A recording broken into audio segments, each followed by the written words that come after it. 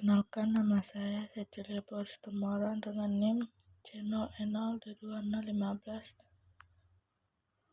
Prodi Keuangan Daerah, Fakultas Ekonomi dan Bisnis, Universitas Jambi.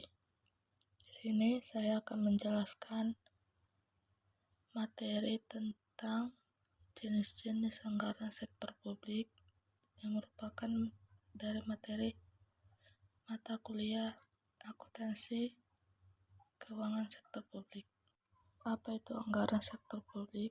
Anggaran merupakan pernyataan estimasi kinerja yang hendak dicapai selama periode waktu tertentu yang dinyatakan dalam ukuran finansial. Sedangkan penganggaran adalah proses atau metode untuk mempersiapkan suatu anggaran. Definisi anggaran atau budget adalah rencana operasi keuangan yang mencakup estimasi pengeluaran yang diusulkan dan sumber pendapatan yang diharapkan untuk membiayai dalam periode waktu tertentu. Dalam organisasi sektor publik, penganggaran merupakan suatu proses politik. Pada sektor swasta, anggaran merupakan bagian dari rahasia perusahaan yang tertutup untuk publik. Sebaliknya, pada sektor publik, anggaran justru harus diinformasikan kepada publik untuk dikritik, didiskusikan, dan diberi masukan. Anggaran tradisional. Anggaran tradisional merupakan pendekatan yang banyak digunakan di negara berkembang saat ini. Terdapat ciri-ciri dalam pendekatan ini, yaitu A. Cara penyusunan anggaran yang didasarkan pada pendekatan inkrementalisme. B. Struktur dan anggaran yang bersifat line item. C. Cenderung sentralistis. D. Bersifat spesifikasi. E. Tahunan. F. Menggunakan prinsip anggaran bruto. Struktur anggaran tradisional dengan ciri-ciri tersebut tidak mampu mengungkapkan besarnya dana yang dikeluarkan untuk setiap kegiatan, dan bahkan anggaran tradisional tersebut gagal dalam memberikan informasi tentang besarnya rencana kegiatan.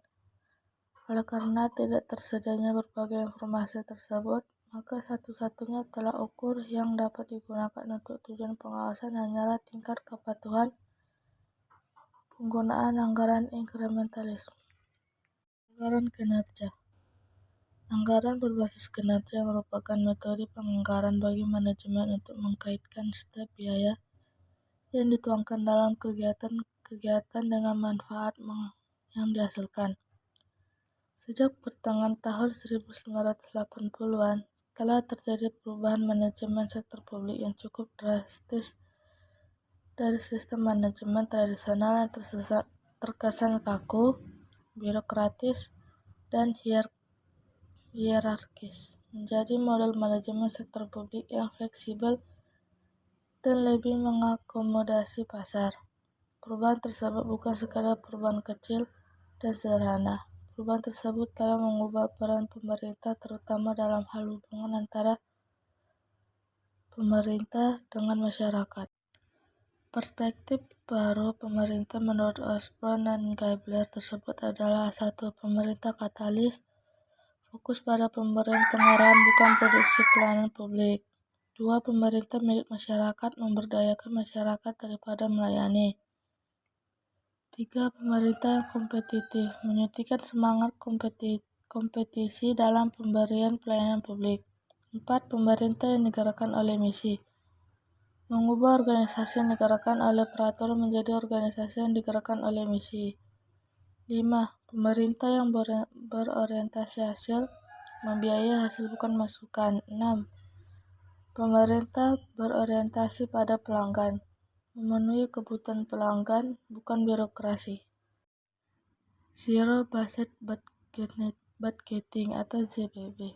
Konsep ZBB dimaksudkan untuk mengatasi kelemahan yang ada pada sistem anggaran tradisional.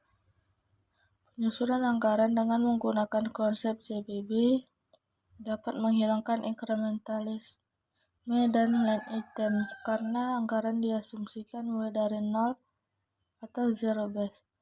Pada konsep ZBB, penentuan anggaran didasarkan pada kebutuhan saat ini, Proses implementasi JBB. 1. Identifikasi unit-unit keputusan. 2. Penentuan paket-paket keputusan. A. Keputusan mutually eksklusif. B. Keputusan inkremental. 3. Meranking dan mengevaluasi paket keputusan. Keunggulan JBB. 1. Jika JBB dilaksanakan dengan baik, maka dapat menghasilkan alokasi sumber daya secara efisien. 2. JBB berfokus pada value for money. 3. Memudahkan untuk mengidentifikasi terjadinya inefisiensi dan ketidakefektifan biaya. 4. Meningkatkan pengetahuan dan motivasi staf dan manajer. 5. Meningkatkan partisipasi manajemen level bawah dalam proses penyusunan anggaran.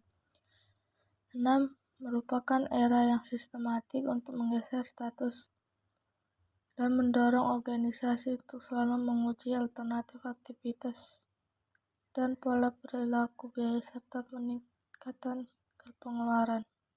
Kelemahan JBB. 1. Prosesnya memerlukan waktu lama. 2. Manfaat jangka pendek. 3. Membutuhkan teknologi yang maju. 4. Meranking dan mereview merupakan pekerjaan yang melelahkan. 5. Membutuhkan staf yang memiliki keahlian yang mungkin tidak dimiliki organisasi. 6. Memungkinkan munculnya kesan yang keliru bahwa semua paket keputusan harus masuk dalam anggaran.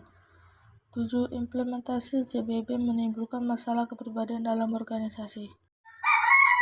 Kesimpulan, anggaran sebagai alat perencanaan kegiatan publik yang dinyatakan dalam satuan moneter sekaligus dapat digunakan sebagai alat pengendalian. Agar fungsi pengendalian dan pengawasan dapat berjalan dengan baik, maka sistem anggaran serta pencatatan atas penerimaan dan pengeluaran harus dilakukan dengan cermat dan sistematis. Terdapat dua pendekatan dalam penyusunan anggaran sektor publik, yaitu pendekatan tradisional dan pendekatan neo-public management. Pendekatan NPM dimaksudkan untuk mengatasi kelemahan dari sistem tradisional. Anggaran dengan pendekatan NPM terdiri dari beberapa jenis anggaran kinerja, yaitu anggaran kinerja, JBB, dan BPBS.